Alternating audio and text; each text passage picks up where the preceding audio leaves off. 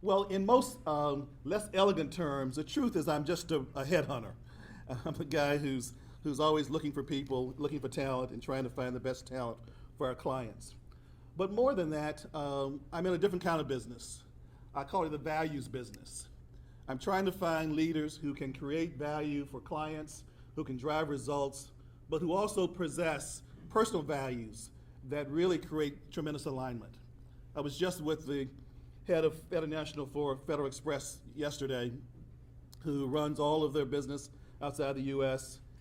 And he says to me, he says, Dale, you've got to be sure that the top executive you bring to us has got to get it right on culture. Because we've got too many people with skills, knowledge, and ability, but they don't have the culture right. And he says the last guy you bring in, he or she needs to know that there'll be a minimum of 17 interviews within the context of Federal Express, because culture is everything in terms of what we do. And so what has happened in our business is not just a matter of pushing resumes and giving names and lists, because people can get names and lists off of LinkedIn and the internet today. What clients want from us more now than ever is our judgment, our sense of understanding who people really are as individuals and leaders. One of my friends, Dr. Tim Irwin, wrote a book titled Impact: Great Leadership Changes Everything. And in Tim's writing of this book, he says that we oftentimes focus more on leadership style and leadership delivery. You know, can someone drive the results? And we've forgotten the one key item, and it's called core. What are people really like on the inside? What is he or she really like? Who are they? Core comes from the ancient metaphorical word that refers to one's heart and one's mind. The Hebrew writers calls it's the seat of one's character and conscience. It's their thoughts and feelings and attitudes, their sense of considerations and volition. The Harvard Business School just put a piece out on authenticity. Is authenticity of leadership overrated? What our clients are asking more of us today than ever is to really know the candidate. Do you really know this man or woman that you are representing to us as a potential leader for our firm? And what are they like, not just in knowledge, skills, and abilities, but what's the core like? Who are they? When my kids receive their allowances over the years, they're now 18 and 23, and there's still some subsidies going on, but I hope that goes away at some point, but some of you may think, I see too many heads shaking the wrong way. Never.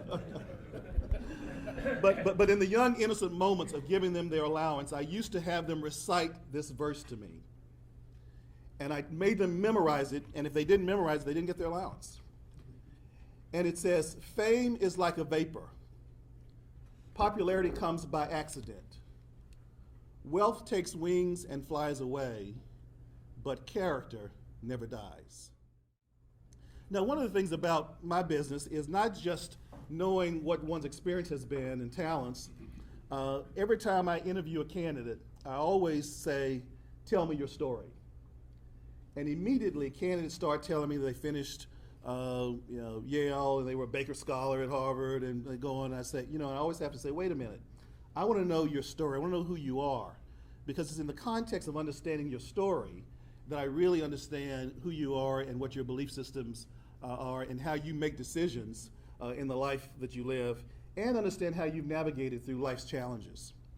The former chairman of McKinsey said to me once, I actually asked him, I said, tell me, what do I want to know from leaders as I recruit them to run companies?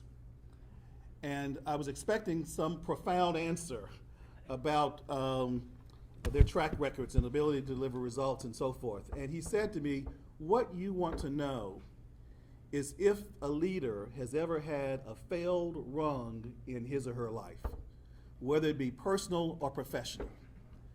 He says, because it's in the context of that challenge, it's in the context of that crisis that you want to know if he or she has had to navigate through difficult and complex situations to be able to move things ahead.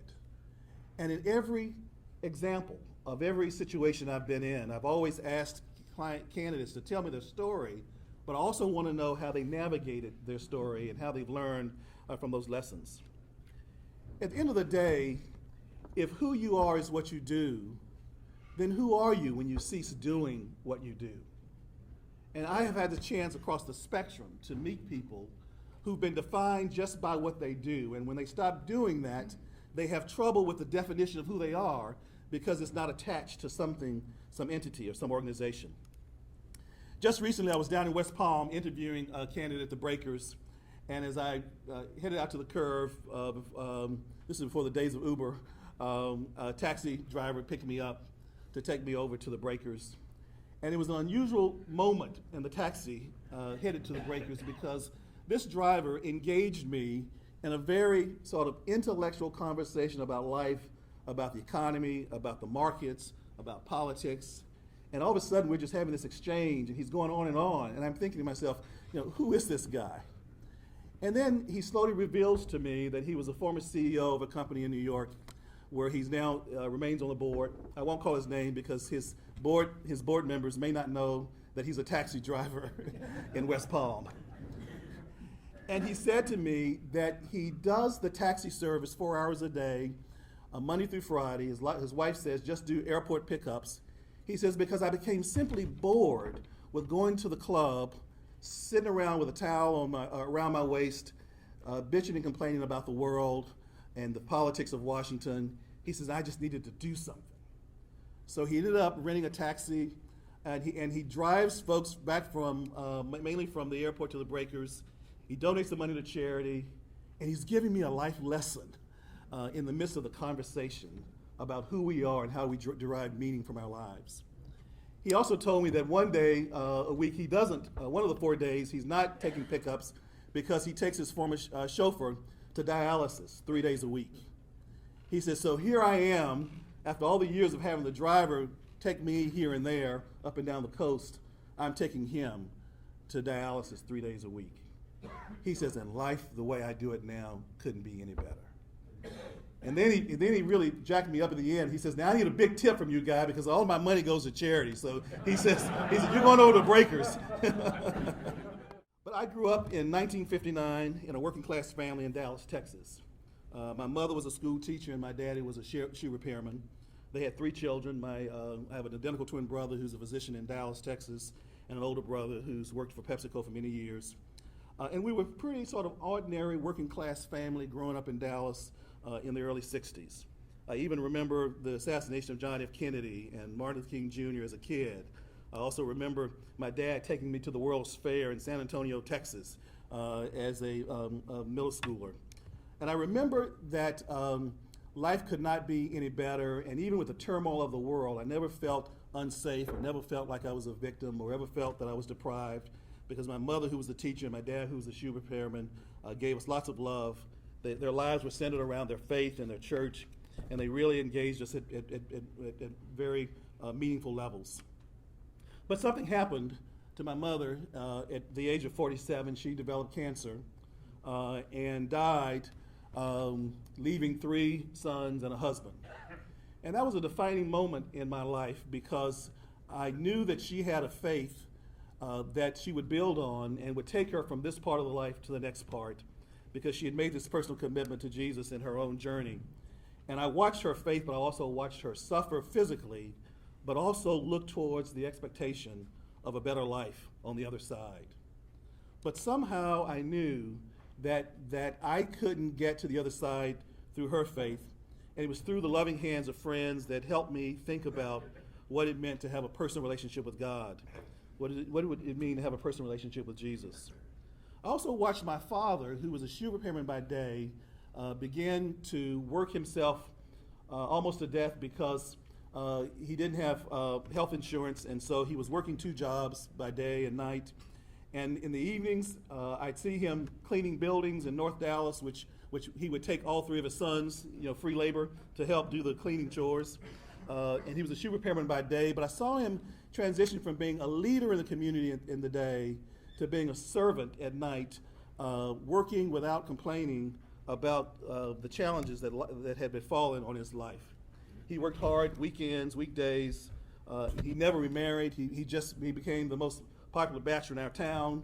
We had Sunday meals because every single woman or unhappily married woman prepared a meal for us on Sundays to make sure that the Jones boys and my dad were fed.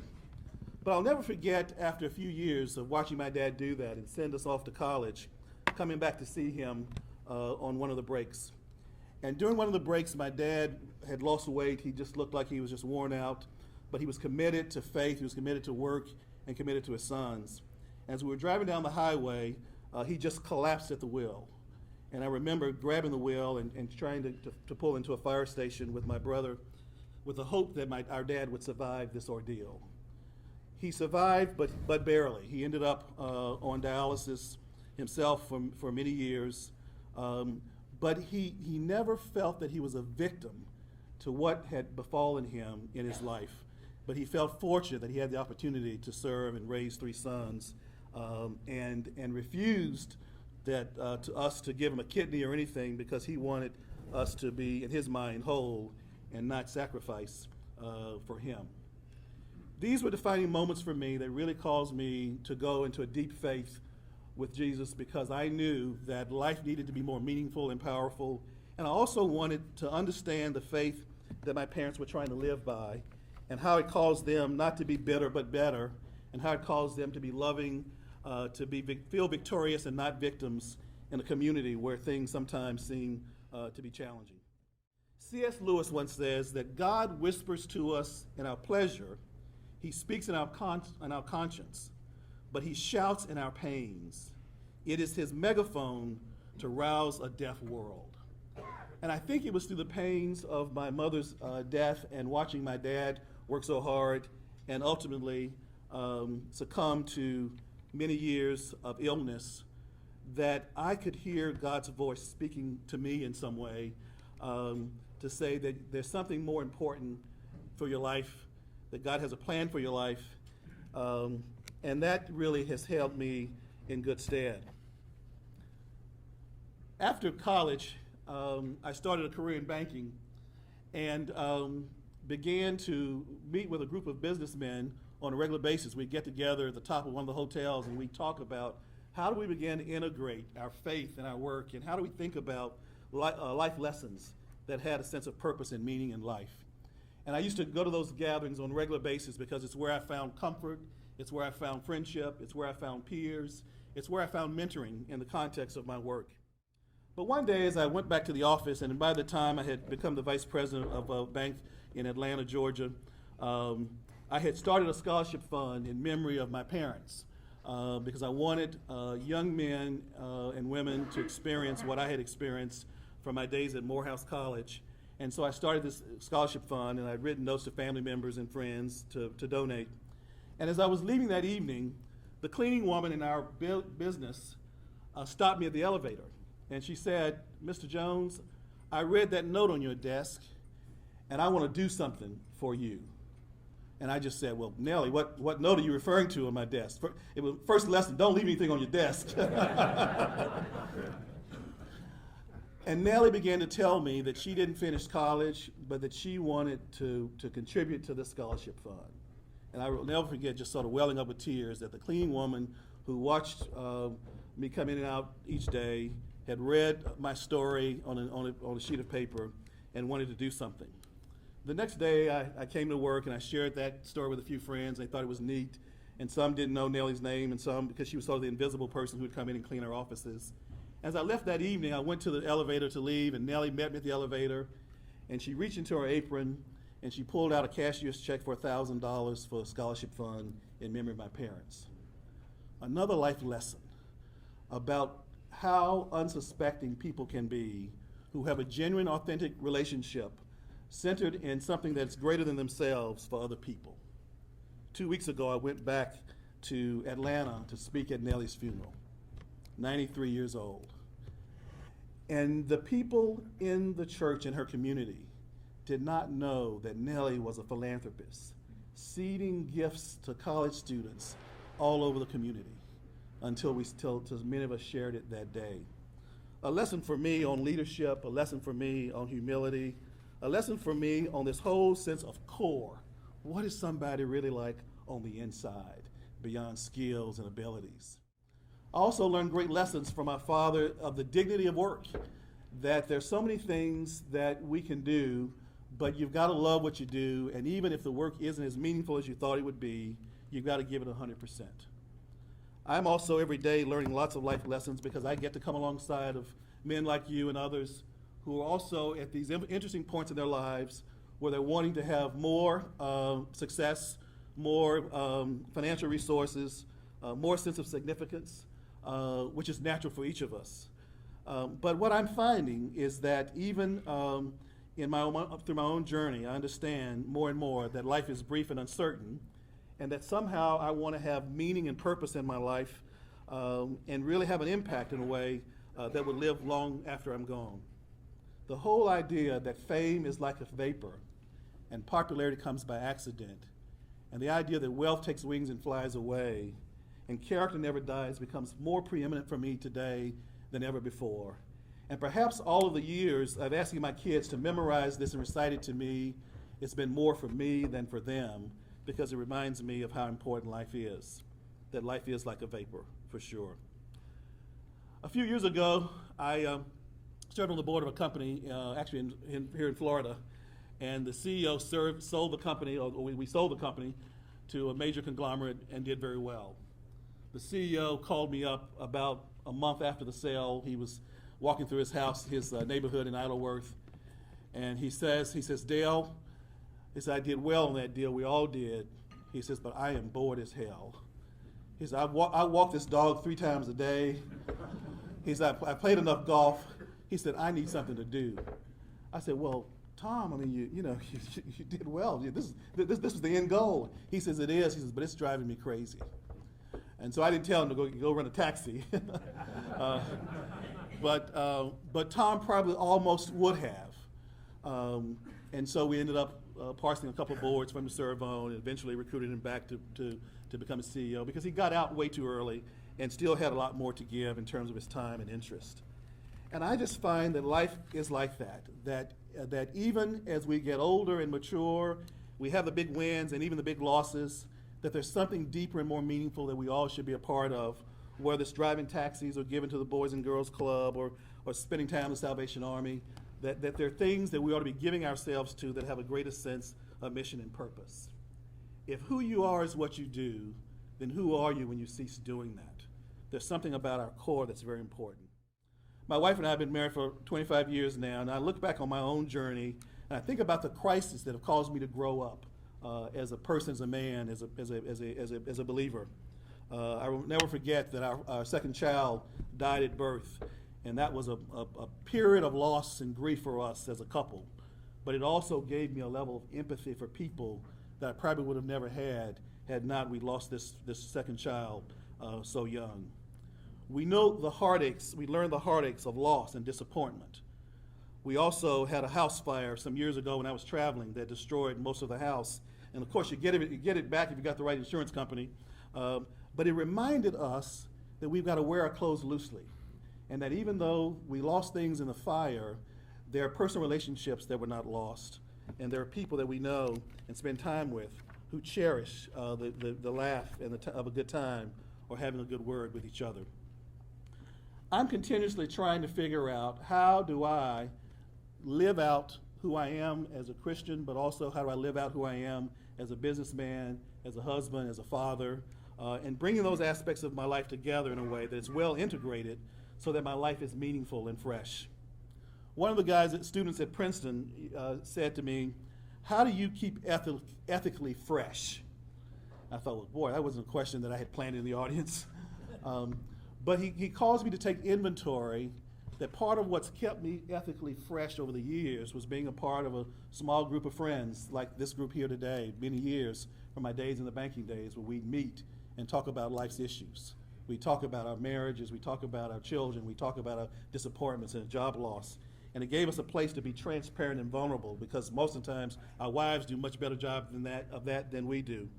But it also caused me to grow in faith and to grow in a way that I'd never grown before, because I realized that as men, we need something deeper than the tangible to bring us ultimate fulfillment and happiness. I think we've got a great sense of mission and opportunity to impact the world, not only in the business climate, but also in life's climate of helping each other be better and grow more spiritually in a way that God would have us do it. Thank you.